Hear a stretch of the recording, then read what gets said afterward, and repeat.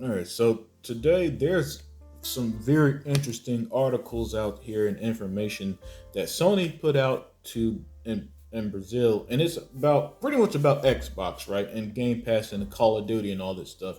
And I want to just break it down and give my thoughts. Now, first off, Sony claims that Xbox owning Activision and Call of Duty could influence users' console choice, and they're right. Remember when Call of Duty first blew up in the 360 era, it was a part of what kind of you remember Xbox 360 is called the shooter box or the dude bro box. Part of that was because of the success of Call of Duty as well as their successful shooters like Gears and Halo, right? Now jump to the PlayStation 4 era, the PlayStation 4 of last generation when Sony got the marketing deals and exclusive content and maps and DLC first, sometimes like for a whole year and stuff, a lot of people jumped from 360 to PS4, and a reason wasn't just the narratives and messaging behind the Xbox One reveal. Part of it was due to these deals Sony made for Call of Duty and Activision, and now. Let's be real. Let's say in 2023, Call of Duty goes to Game Pass and the newest one goes Game Pass day one. We already know that a ton of people are going to jump on Xbox because they'll be able to play Call of Duty at no extra cost if they're subscribed to Game Pass. And that is something that can't be beat, right? It really isn't because Call of Duty is so big that Sony said themselves they believe none of their developers could create a franchise that rivals Call of Duty as it's in a gaming category of their own. So for people who sit there and lie to you, say that nobody cares about Call of Duty, even Sony says in this article that Call of Duty is an important revenue stream for PlayStation and is one of their biggest revenues from third parties.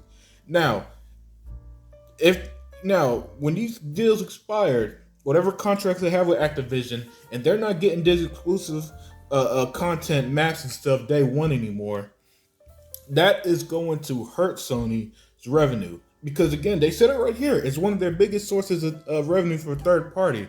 Now, cry me a river, Sony, because you came into the game paying for games like Tomb Raider and Resident Evil to be off other consoles. So I don't want to hear it. And Sony still pays for games to be off other consoles. Final Fantasy 16, for example. Hell, they were going to pay for Starfield to be off Xbox for 2 years if Xbox didn't purchase Bethesda. So the way I see stuff like that, it's just business. Business isn't always going to favor Microsoft. Business isn't always going to favor PlayStation. But with this, and how Activision recently put out how 20 they sold in 2021 sold 25 million copies of Call of Duty. It just it just shows how big Call of Duty is as a franchise. That's not counting microtransactions and any other type DLCs or nothing that they also sell that people clearly buy on Call of Duty.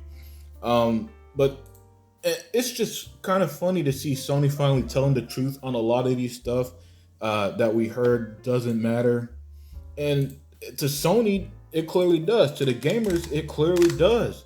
And last but not least, Sony also said, that they believe Game Pass has captured approximately 60 to 70% of the global subscription service market.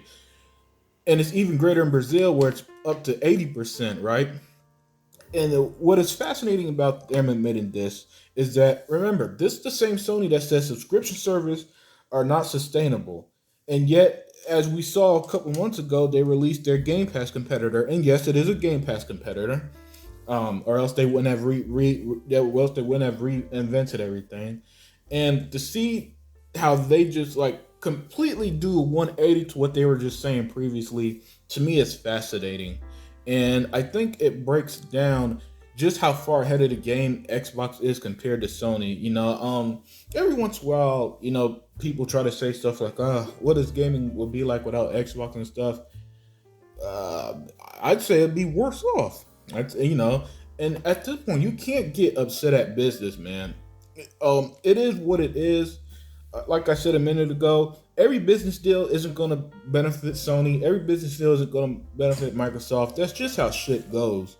But the things that are benefit Xbox and Xbox gamers is just such a leap and bound over Sony at this point that it's obvious they're playing catch up, and that's why they put out stuff like this to try to get some sympathy, if you will. But it's not gonna work. This Activision deal is gonna get approved. Everything's gonna be under Xbox umbrella, and when Call of Duty is on Game Pass day one, they're gonna take a hit in that revenue from Call of Duty, even if it stays multi-plat. Oh well. And let me know what you guys think, and I'm out.